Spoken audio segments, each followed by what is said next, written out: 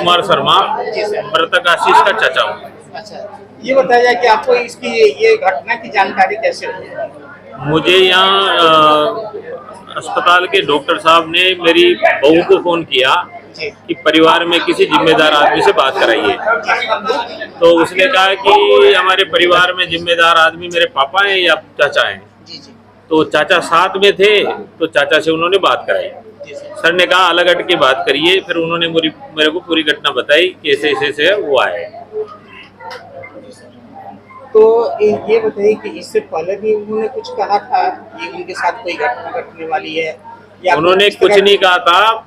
अभी शादी में गए थे 29 तारीख को, तो मुझे भी कहा था और परिवार वालों को भी कहा था कि मैं वहाँ आईसीयू में परेशान हूँ। वहाँ के जो स्टाफ है, मैडम है, वो परेशान करती है ड्यूटी को लेकर के, और आईसीयू का मुझे इंचार्ज बना रखा है, तो मैं तनाव में हूँ, मुझे वो इंचार्ज से हटा दीजिए। हमने कहा बेटा अभी शादी चल रही है, शादी के बाद में हम कुछ अच्छे लोगों से बात करके, राजनीतिक लोगों से बात करके, बिहार में भी कहीं बात करके आपका चेंज करा देंगे। उसके बाद में फिर उन्होंने मुझे मैसेज डाला कि सर चाचा किसी से बात हुई क्या? तो मैंने उसको ये बोल दिया कि भैया एक एप्लीकेशन भेज दो। तो वो इतना डरा हुआ था कि उसने कहा कि अगर एप्लीकेशन भेजूंगा तो यहाँ के लोगों को पता लग जाएगा, डेपुटेशन कराना चाहता है या अस्पताल से दूसरे अस्पताल में ट्रांसफर कराना चाहता है, तो मुझे वो टॉर्चर करेंगे।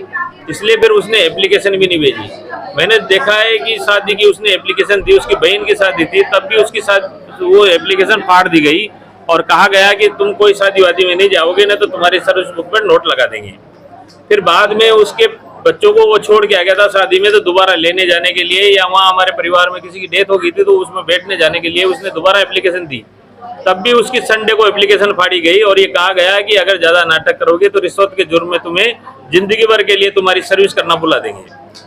ऐसी दो बातें सामने आई है। और उस दिन उसने, अगर उसको आत्महत्या करनी होती है सर, तो रात के अंधेरे में आदमी आत्महत्या करता है जब उसके पास 12 घंटे 15 घंटे होते हैं कमरे के अंदर। वो हंसी खुशी उसकी पत्नी से बात करी उसने 7:30 बजे। बात करने के बाद में कोई तनाव नहीं था।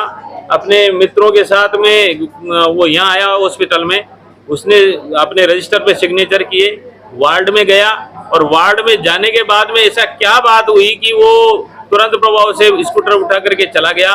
दोस्तों ने पूछा भाई इतना जल्दी कैसे जा रहे? तो उन्होंने कहा 10 मिनट में आ रहा हूँ। ऐसा करके वो गया और उसने सुसाइड कर लिया। तो इससे पता लगता है कि कोई न कोई बात उस वार्ड में हुई है। दूसरा संदेह इस बात पे भी जाता है कि सीसीटीवी कैमरा जो वहाँ था, अभी कह रहे हैं सब अधिकारी यहाँ हॉस्पिटल प्रशासन कह रहा है कि साहब वो उस समय का जल गया था। तो जल गया था तो इसका मतलब क्या होता है? संदेह तो जाता है ना सर। अगर जल गया था तो वो 2 दिन पहले भी जल सकता था, 1 दिन बाद भी जल सकता था, आधे घंटे बाद भी जल सकता था। तो उसकी मेमोरी डिलीट की गई है जानबूझ करके। इसलिए मैं इसको आत्महत्या नहीं बोलता, हत्या बोलता हूँ। और ऑन ड्यूटी हत्या है, इसलिए उसका जो राइट बनता है ऑन ड्यूटी हत्या का, वो उसको मिलना चाहिए। और जो इसमें दोषी है उन दोषियों को सजा मिलनी चाहिए। मैं इसीलिए बैठा हुआ हूँ। बॉडी जब भी लेके जाऊंगा जब दोषियों को यहाँ से निलंबित कर दिया जाएगा, सस्पेंड कर दिया जाएगा। बाद में लगता है प्रशासन को यहाँ जिम्मेदार आदमी बैठे हुए हैं, इनको लगता है कि नहीं उनका कोई दोष नहीं है तो बहाल कर देंगे। लेकिन प्रारंभिक रूप से जो जांच में ध्यान में आता है, इतनी बहनें जोर जोर से चिल्ला करके नाम बता रही है, इतने भाई जोर जोर से चिल्ला करके नाम बता रहे हैं। आज मेरा बेटा गया है, किनका नाम बताएं? DS मैडम का नाम बता रहे हैं, सुधा झा जी का। इनसे पूछ लीजिए सबसे। दूसरा, आज मेरा बेटा गया है, मिट्टी हो गया, मैं यहाँ भी छोड़ जाऊंगा, यहीं जला जाऊंगा, कोई फर्क नहीं पड़ता। कल से ये बेटियां जाएगी, इतने बेटे जाएंगे, तो प्रशासन क्या कर रहा है सर? प्रशासन की जिम्मेदारी बनती है ना कि कोई दूसरा कांड नहीं हो। इसलिए मैं यहाँ आया हूँ, नहीं तो मेरे को आने की जरूरत भी नहीं थी। उसके दोस्त थे, डेड बॉडी को लेकर के मेरे घर आ जाते, अब तक तो क्रियाक्रम हो जाता उसका। लेकिन मैं इसलिए आया हूँ सर क्योंकि उसकी जांच होनी चाहिए, न्यायिक जांच बिठाओ।